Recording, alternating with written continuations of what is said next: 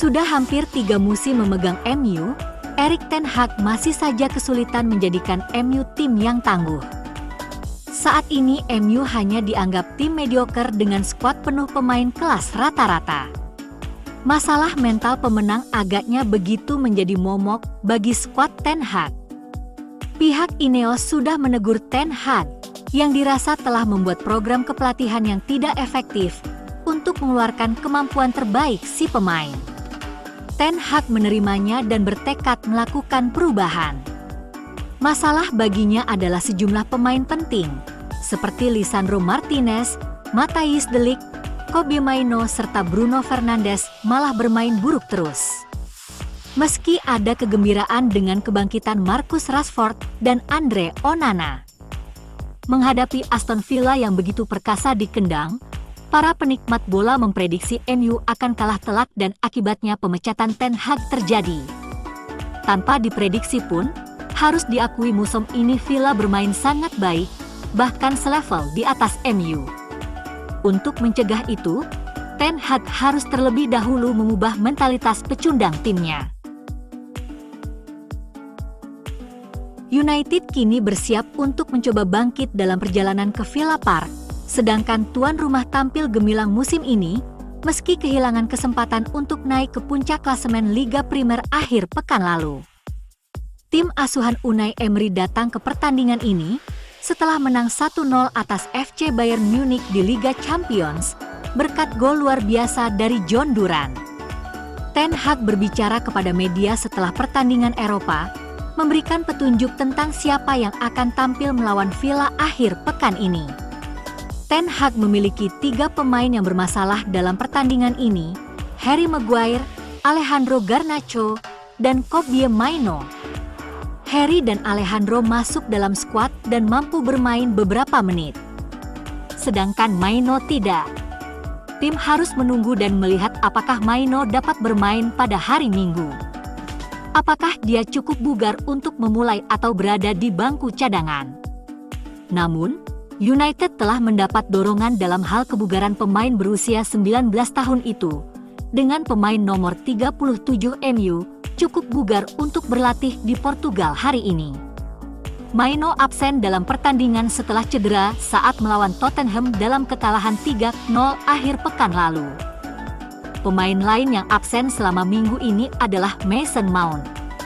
Masih harus dilihat apakah ia akan masuk skuad akhir pekan ini. Sementara itu, Rasmus Højlund tampil sebagai starter pertamanya musim ini melawan Porto, mencetak gol kedua United melawan tim Portugal itu.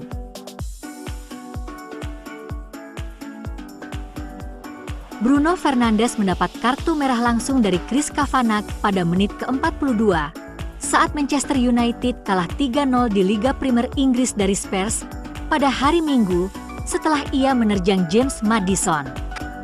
Fernandes terpeleset saat melakukan tackle, yang mengakibatkan tumitnya berbenturan dengan tulang kering Maddison, sehingga bintang Spurs itu terjatuh saat ia berusaha melepaskan diri dari bola.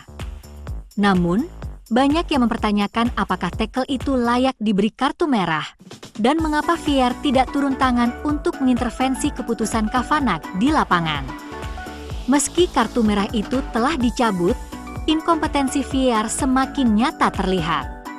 Hal itu juga mendapat sorotan dengan dugaan kemungkinan kedua wasit VAR tidak menyukai MU. Bicara tentang para pembenci MU, yang kian jadi mengolok-olok Bruno Fernandes, nampaknya dibantah para pakar aturan sepak bola. Salah satu aturan tentang mengangkat kaki terlalu tinggi menyebut, jika seorang pemain berada dalam posisi di mana tendangan dengan kaki tinggi diperlukan, dan tidak ada risiko bagi lawan, hal itu mungkin tidak akan dihukum. Misalnya, jika seorang pemain mencoba gerakan keterampilan dan ada ruang di sekitarnya, hal itu mungkin bukan merupakan permainan yang berbahaya. Itulah yang dilakukan Bruno, mencoba mengontrol bola umpan jauh dengan kaki tinggi. Seharusnya tidak mendapat kartu kuning. Manajer timnas Portugal, Roberto Martinez, membela Bruno Fernandes setelah kartu merah keduanya dalam 2 pertandingan. Ia yakin kartu merah itu tidak adil.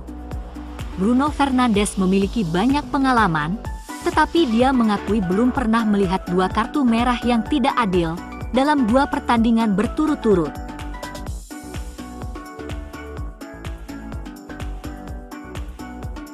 Marcus Rashford tampil gemilang melawan para bek Liga Eropa musim ini dengan tingkat keberhasilan dribble yang sempurna, yakni 100%. Ia telah mencoba 7 dribble dan berhasil melakukan semuanya. Ia perlahan-lahan kembali menjadi Rashford yang dulu kita kenal dan cintai. Banyak penggemar United mempertanyakan keputusan Ten Hag untuk menarik keluar Rashford yang sedang dalam performa terbaiknya, dan saat sang bos mencoba untuk menunjuk masalah kebugaran sebagai penjelasan atas panggilannya, ia segera mengakui bahwa kerja bertahan Rashford tidak membuatnya terkesan. Ten Hag telah mengakui bahwa ia tidak senang dengan upaya minimal Rashid dalam bertahan. Sontak, hal itu menjadi bahan gorengan media tak bertanggung jawab. Rashid dikabarkan berseteru dengan sang gaffer.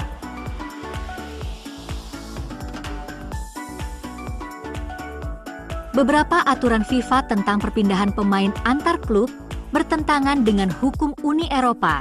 Demikian putusan Pengadilan Eropa, ECJ.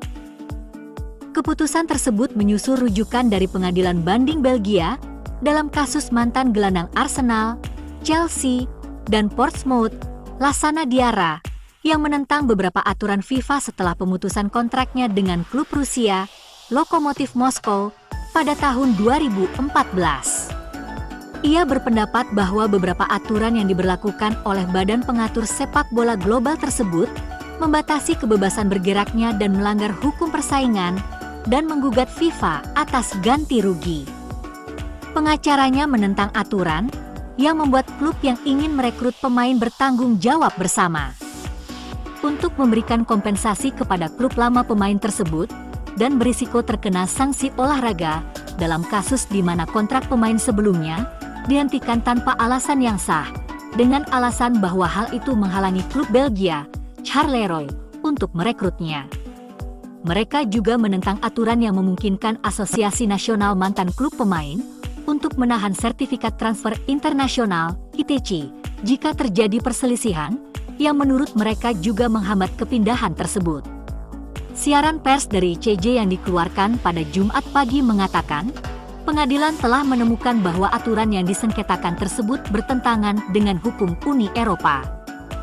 Putusan tersebut, sebagaimana disampaikan dalam rilis, tampaknya akan mewajibkan FIFA untuk mengubah aturan yang dipersengketakan, meskipun sejauh mana dan seberapa signifikan hal ini pada akhirnya akan berdampak pada pasar transfer masih harus dilihat. Di permukaan, jika aturan tersebut memberikan kebebasan bergerak yang lebih besar, akan lebih mudah bagi pemain yang berselisih dengan klub mereka saat ini untuk pindah ke klub baru. Putusan tersebut sekarang akan dirujuk kembali ke Pengadilan Banding di Mons untuk menginformasikan keputusannya dalam kasus khusus Diarra.